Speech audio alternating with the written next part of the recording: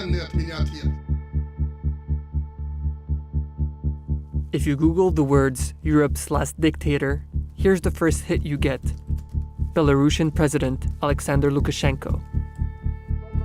26 years of rule, a weak economy, a country with almost no natural resources, and increasing popular protests. So how is Lukashenko still in power?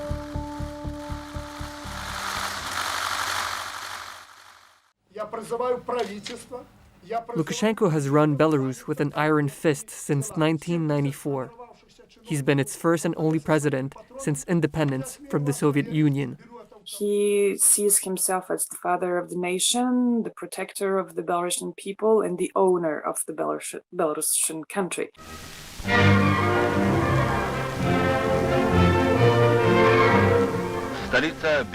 Belarus was one of the USSR's most prosperous regions, a center of industry and manufacturing. And Lukashenko was its staunch Soviet loyalist politician. When he was elected president, he vowed to keep Belarus as Sovietized as possible, controlling wages and opposing privatization.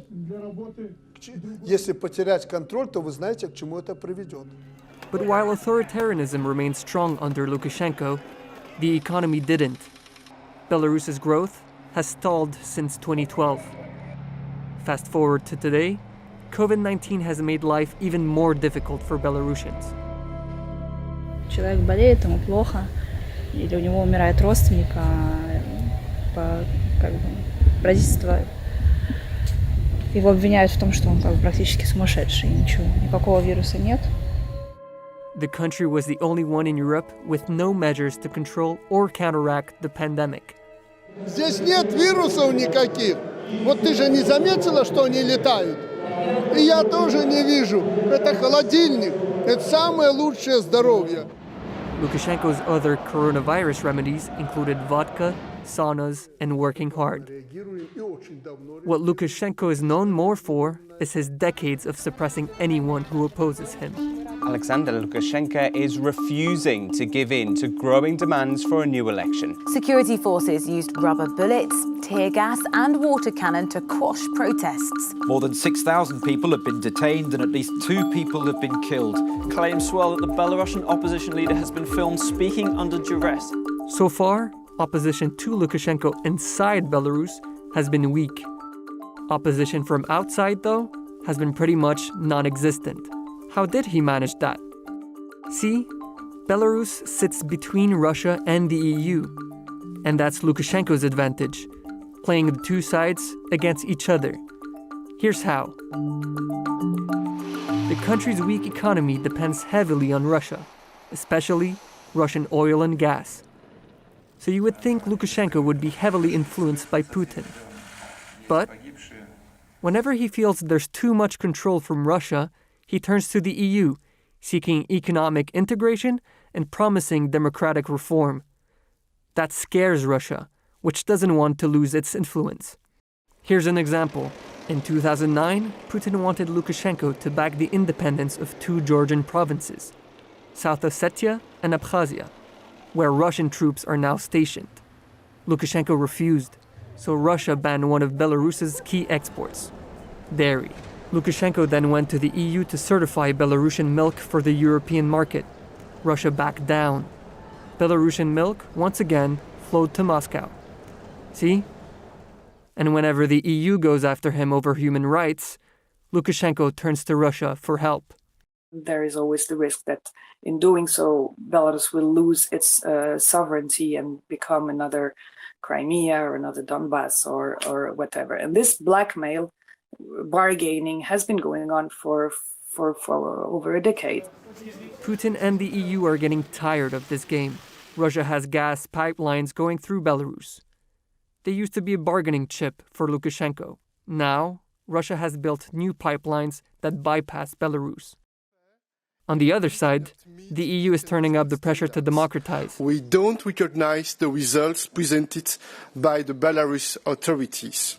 So the feeling is Belarus's threat to move closer to Russia is not as effective as it used to be. However, this doesn't mean Lukashenko has been completely cancelled out. his security services are still largely loyal and keep him in power. Some of them have turned against him,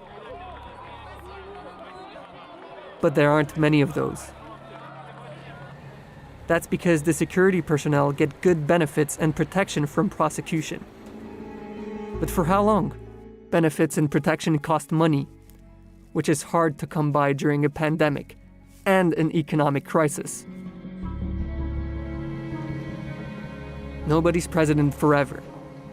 But Lukashenko's not really planning for succession, at least not anytime soon.